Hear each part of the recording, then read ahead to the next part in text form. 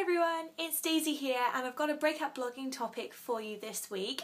So it's been ages since I've done one of these, but as it's going into winter, this is a really fitting topic that I'm going to talk about today. Any of you that are on the newsletter from the website will have read about this already from last week. But my topic today is, why do we really want to be squirrels over winter? And what does that mean really? If we think about it, a squirrel in winter will sleep more and will have eaten a lot of food to take it through the winter. Obviously food is scarce for the squirrels, it's cold outside so they have to sleep. To hibernate, just shuts their body processes down a little bit. So why on earth was we humans in the 21st century be doing that? Why do we do it? And a lot of it's to do with hormones. Because of the amount of technology we have nowadays, you know, computers, smartphones, TVs, when we're trying to go to bed earlier because it's darker outside, we're actually flooding ourselves with light from the technology, and it's sending massive confusing signals to our brain. Suddenly we think, oh crikey, it's still, you know, midday, there's lots of light around, lots of stimulation, let's stay up a little bit longer. So it's making us more tired because we do not need to stay up that late. We should be working in time with when it's getting darker, so we should actually be going to bed a little bit earlier now that it's darker, probably by about 7 o'clock. Obviously we don't want to go to bed at 7, but maybe more like 9 or 10 till the clocks change again.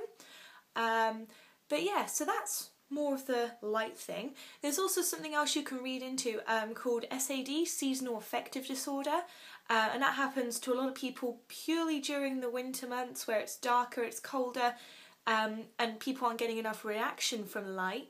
And again, the best thing to do is make sure you go outside during the day, get some natural light, and then obviously in the evening go to sleep, make sure there's less distractions of light around you, and that should ease off some of the symptoms, as well as perhaps getting a special fitted light that provides more natural, you know, variation in your room compared to a normal light. So yeah, the other side of the squirrel topic, what I was on about, was with food. Now we all know over winter, I'm sure everyone has their favourite comfort foods.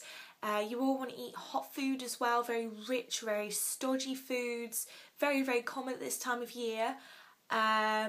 You know, and there's nothing wrong with that, but it's how we've been socialised to assume we need to do that. The difference between us and squirrels is that we're not eating to hibernate, we're eating and there's still going to be food supplies constantly and consistently throughout winter. So we're not really storing for anything other than storing to damage our bodies, and you know the drill. It puts on weight, it puts on fat, and it can make people feel miserable. So there's no point in storing food if there's never going to be a scarcity of it. So there's no famine really in this country, so we've got that to consider. There's nothing wrong with eating comfort foods, it's just eating it in moderation, and also learning to make healthier recipes with it. You will have seen on the blog I've put quite a lot of sweet potato recipes up recently. Really nice filling food, great for Christmas, great comfort food, but it's quite healthy. And I'm going to show you how to cook some healthier options with it. So instead of being a squirrel this year, I want you to be the best version of you.